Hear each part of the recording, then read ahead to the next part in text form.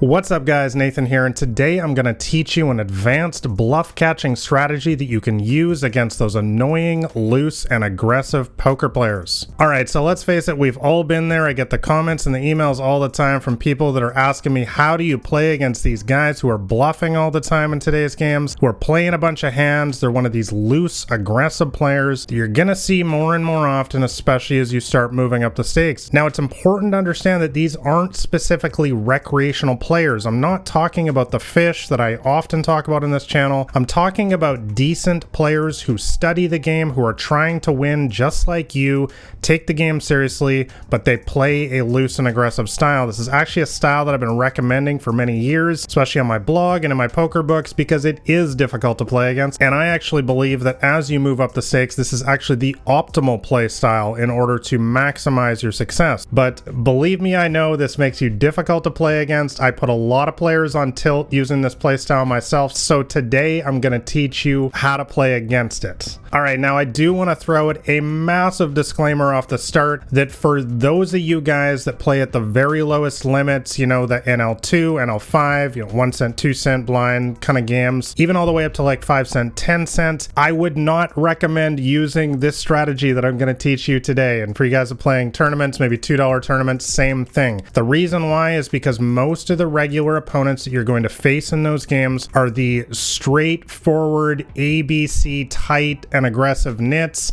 When they're betting big, they almost always have exactly what they're representing. So I'm talking about for you guys who are playing a little bit higher stakes. As you guys can see here, I'm going to be showing you a hand today from a 25 cent, 50 cent, $50 buy-in cash game online. There's a reason I put advanced in big letters in the title of this video, because this strategy is not to be used at the very lowest stakes. All right, so with that massive disclaimer out of the way, let's jump into today's hand. So as you guys can see there, we have pocket eights in a four-handed cash game. Once again, this is a $50 buy-in. Seat number 5 is going to be the main aggressor in this hand. It folds around to him, so it's going to be a blind on blinds, battle of the blinds here, and he makes a standard raise as a loose and aggressive player. This guy is playing a 31-27-3. That is VPI, PPFR, and aggression factor. Those are HUD stats. If you guys want more information on how to get those numbers on your screen, which gives you an idea of player type, I will have links to everything in the description below. But basically, when I see a player with those kind of HUD stats, that is 100% one of these loose and aggressive players that I was talking about off the top, that one of these difficult to play against players who's in there with a wide range of hands, but is not specifically a recreational player. It's a player who is a decent thinking opponent. So what should we be doing in a spot like this? Well, I think we can definitely mix it up here a little bit. I mean, pocket eights is going to definitely be ahead statistically of a 31% range. However, we do decide to just flatten this spot here, and I do think that this is going to be the play that I'm going to make most of the time in this situation. Like I talk about in my second book, Modern Small Stakes, I mix up things a lot in these games with various frequencies. You know, sometimes it's 50-50, sometimes it's 75-25, and this is more one of these ones where it's going to be more like a 75% call and 25% re-raise, 3-bet in this spot. The reason why I prefer to just flat in this spot is because for several reasons. Number one, we have position, so it's going to give us far more options after the flop. We're going to be able to dictate the size of the pot, the pace of the pot, when we want to make a value bet, when we want to bluff. Basically, when you're in position in poker, you're in the driver's seat. It's just much easier to play your hand after the flop. And also, we have one of these kind of decent but not the nuts hands that kind of wants to see a lot of flops, wants to play some poker, and doesn't want to get 4-bet. So for all of these reasons, I do prefer, especially with one of these middle pocket pair type hands, I do prefer to flat call more often than 3-bet, especially when I'm in position. So let's go see a flop. All right, so the flop comes 10 king 4 with 2 spades. We do have 1 spade, but this is not a particularly great flop, of course, for pocket eights. However, as I've been talking about in a lot of videos lately, we need to remember that we're playing against a range here. By the way, make sure you guys guys are subscribed to the channel here, as I'm putting out high-level poker videos like this every single week. But basically, we need to understand that we're playing against a large range of hands here, 31%. I should have mentioned off the top that his range in a blind versus blind situation is probably even more than 31%. Remember, when we see a VPIP, that is just an average of the percentage of hands that he plays, or she, from all positions at the poker table. However, most people are going to be more inclined, they're going to widen their range in specific spots. For example, when it's folded to them like this in the small blind, because they only have one person to beat. I think this person can be in here with a 40% or even a 50% range of all hands dealt to him pre-flop. So when he goes ahead and makes his standard C-bets on the flop here, which is not even half pot, this is just going to be a standard flat for me in this spot here. It's what we go ahead and do. Again, this isn't particularly the greatest board for pocket eights, but we need to understand that we can't just play fit or fold poker in higher stakes games like this versus players that have a wide range. Otherwise, you're just throwing away money. You need to understand that your pocket eights are still going to be the best hand here a lot of the time. It's definitely a difficult spot on some board runouts. You know, if it comes an ace and a jack, for instance, and he keeps firing, it's going to be difficult, of course, for us to continue, but we need to play some poker in these spots and understand that we need to make call downs sometimes when we don't exactly have the nuts. So that's exactly what we're doing here. We're putting this player on a fairly wide range of hands at this point. We still think we're probably ahead most of the time, so we'll go see a turn. All right, so the turn comes with a deuce of spades. Now, this is a fairly good card for us. It doesn't really change anything. It does give us four to the flush now with a sort of middle of the road flush draw. So let's first see what seat 5 decides to do. Well, as you guys can already guess, since we're playing against a loose and aggressive player type, what do these player types love to do? They like to be aggressive, of course, so he's going to bet again, this time about 2/3 pot, and now this is kind of the point where we have a decision to make. Now, something else that I also kind of pointed out at the top of this hand that I hope you guys notice is that we're also playing ultra short-handed here. We're only playing 4 players at the table, and in situations like this, decent thinking players, as you move up, will adjust their ranges and understand that it's just simply harder to make a hand when you're playing 4-handed versus 6-handed or 9-handed. So players are going to bet thinner and they're going to call thinner in spots like this, especially for those of you guys who have experience playing heads up poker. You know exactly what I mean. So we need to definitely widen our range, our calling range in a situation like this even more as well. I think that this player can definitely be barreling again here with all sorts of draws like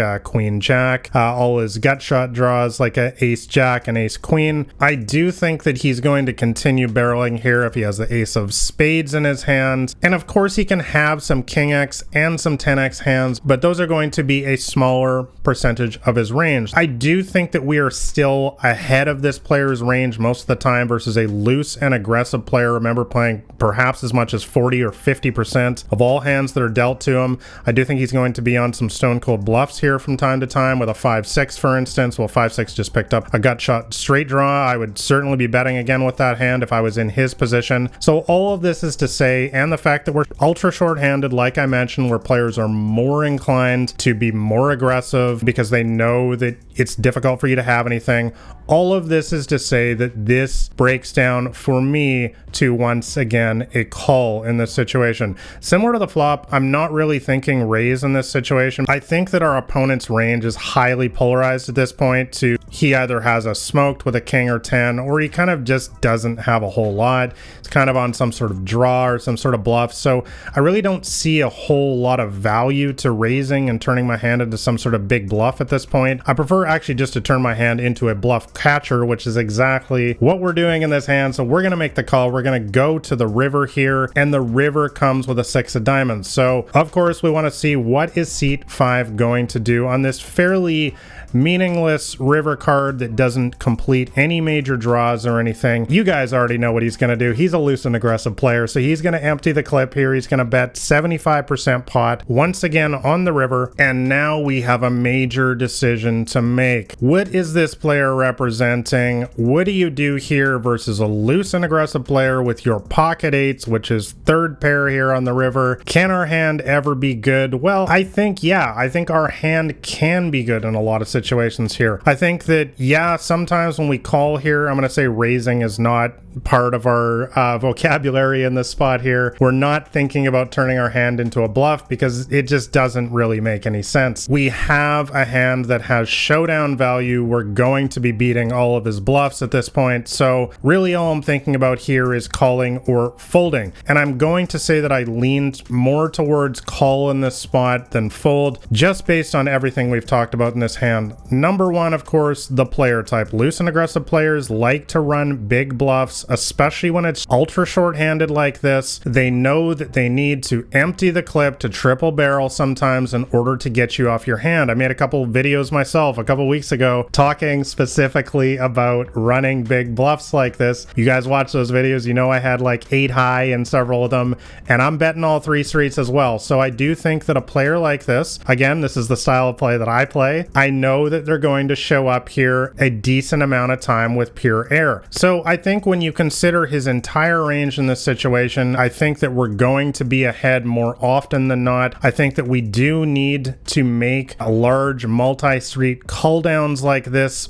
in games like this. I've talked about this in my last couple books. I know you guys want to see the results in the hand, so we are going to make the call here, and he's going to flip over the queen jack offsuit and ship the $40 pot to us. So guys, I hope this hand gave you kind of an example of my thinking in terms of how to play against loose and aggressive kind of bluffy regulars in today's games. And really the moral of the story here is, yes, you do need to make some light call downs from time to time, and it's important to know that we're not always going to be right, guys. Sometimes he's going to flip over the king queen here, and you're going to have egg all over your face, and you'll be like, why on earth did I just call the whole way with pocket eights? But this is why we play against ranges in poker, not poker hands, not individual hands. This is something that I talk about all the time in the videos on this channel, is that versus the entire range that this guy is playing, I think that we're going to be ahead more often than not. We also need to let it be known to these kind of players that we are not a pushover. We are not like all those other regulars that you see in low stakes games that I talk about abusing all the time on this channel by making plays exactly like this player just made here. We need to understand that these players are going to be running large multi-street bluffs while bluffing off their missed draw in a situation like this, and we need to be making some lighter call down. Again, we used position, we understood the table dynamics, the player type we're up against, the fact that it's ultra short-handed. We analyzed this player's entire range, not just the fact that he's sometimes going to have a king or 10, he's going to have a lot of other hands as well. And I hope that my analysis was helpful for you guys in understanding my thought process when I'm thinking of making a big sort of bluff catching multi-street call down versus one of these kind of players. Once again, guys, sometimes you just need to stick your sword in the sand and say, I'm not folding, show me a better hand. And that's kind of my philosophy versus these kind of players. But as always, I want to know what you guys think. So let me know in the comments below, how do you play against these kind of loose and aggressive players? And I'm specifically talking about as well in 6-handed or less like this. The strategy is going to be different in a full ring game. I should have made that more clear as well. Players don't screw around as much in full ring like 9 or 10-handed games because their ranges are a lot more narrow in that kind of game. So I'm definitely talking about short-handed games like this, 6-handed or less, versus these loose and aggressive players. How do you play against them? Do you make large multi-street call downs, bluff catching? Do you bluff catch with your middle pair type hands like this? Let me know your thoughts in the comments below. And as always, if you guys want to see more advanced, but also sometimes beginner level strategies to help you guys out in the games you're playing against small and mid stakes online or live, make sure you're subscribed to the channel here, and also shove all in on that like button below if you found this video helpful. Lastly, if you guys want to know my complete strategy for crushing these small stakes games specifically, make sure you grab a copy of my free poker cheat sheet. It's called Massive Profit at the Micros, and that'll be the top link in the description below. By the way, I'll leave a video up here I made last week that I think will help you guys out some more. Thanks a lot for watching. This has been Nathan Williams with BlackRain79.com.